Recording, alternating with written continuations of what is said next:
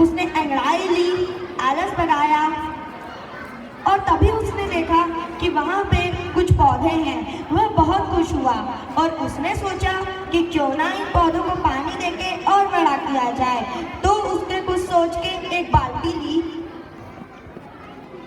और उस बाल्टी को लेके हैंडपंप के पास गया। उसने बाल्टी रखी और हैंडपंप से उसमें पानी भरा। पानी भर के उसने उसी पानी से पौधों को पानी दिया। वह ऐसा करते हुए बहुत खुश था।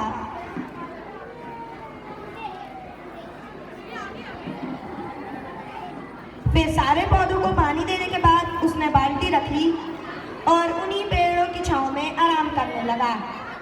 कुछ देर आराम करने के बाद वह वापस चला गया। फिर कुछ दिनों बाद वह किसान वापस अपने खेतों में आया। फिर से उसने अंगड़ाई ली, आलस भगाया और उसने देखा कि जिन पेड़ों को उसने पानी दिया था वे और भी बड़े हो गए हैं। वह बहुत खुश हुआ और उसने सोचा कि क्यों ना इनको और पानी दिया जाए। तो उसने फिर से वही बाल्टी ली और हैंडपंप के पास उसमें पानी भरने चला गया। फिर उसने हैंडपंप चलाया और बाल्टी में पानी इकट्ठा किया। पानी भरने के बाद उसने तीनों पौधों में पानी देना शुरू किया।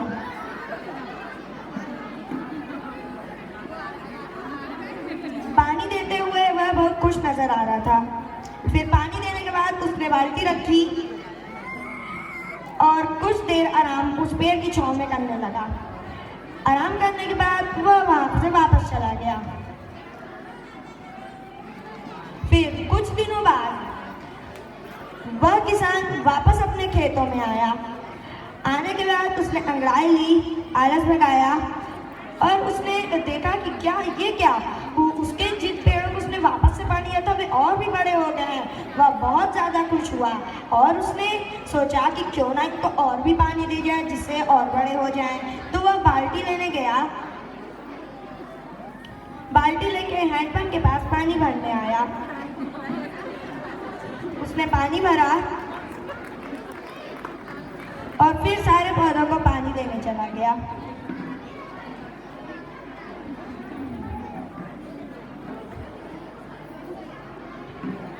पानी देने के बाद उसने बाल्टी रखी और उन पेड़ों के पास थोड़ी साफ सफाई करने लगा। साफ सफाई करने के बाद उसने अपना कपड़ा निकाला और उन्हीं पेड़ों की छांव में अपना कपड़ा बिछाकर वहां पे आराम करने लगा। ये क्या? ये तो एक लकड़हारा लगता है। ये तो लगता है कि इन पेड़ों को काटने आया है। यह लकड़हारा बहुत अचंभित लगता है क्योंकि इसको लगता है कोई पेड़ नहीं दिख रहे। इस लकड़हारे ने इन पेड़ों पे गई। वह जैसे ही उन्हें काटने गया तभी वह किसान उठा और बोला कि तुम इन पेड़ों को नहीं काट सकते। मैंने इन्हें बहुत ही मेहनत से पानी देकर बड़ा करा है। लेकिन लकड़हारा बोला, नहीं, मुझे इन पेड़ों को काटना होगा। मेरी जीवनी इन्हीं से चलती है। लेकिन किसान ने उसे फिर से मना किया। फिर वो आपस में झगड़ने लगे और तभी किसान थोड़ी देर के लिए वापस आराम करने चला गया। तब लकड़हारे ने सोचा कि क्यों ना इस किसान को पैसे देकर इन पेड़ों को खरीद लिया जाए। उसने अपने बटुए से कुछ पैसे निकाले और किसान को बुलाया और किसान को वह पैसे देने लगा। लेकिन वो किसान पैसे लेने से मना कर रहा था।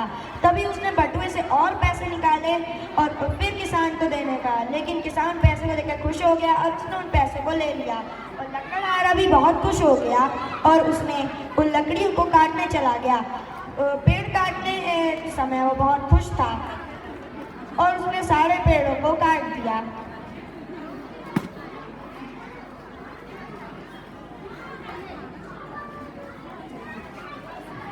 फिर कुछ दिनों बाद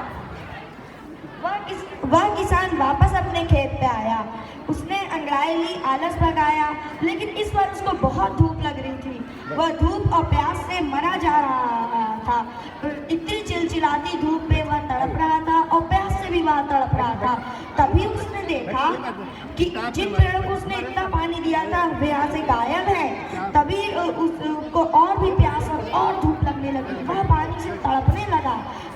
दिमाग में आया कि क्यों ना हैंडपंप से पानी निकाला जाए। वह जल्दी से बाल्टी को लेने गया और हैंडपंप के पास गया। उसने जल्दी जल्दी हैंडपंप को चलाया, लेकिन एक बूंद पानी भी उस बाल्टी में नहीं आया। उसने पूरी ताकत से हैंडपंप चलाया, लेकिन फिर भी एक बूंद पानी बाल्टी में नहीं आया। उसने गुस्से में पूरी बाल्टी फेंक दी और प्यास से मरने लगा। पानी पानी करके वह तड़प रहा था। इतने तड़पते हुए उसको देखा नहीं जा रहा था और कर में इसी धूप और पानी की प्यास से वह उस किसान ने प्राण त्याग दिए। तो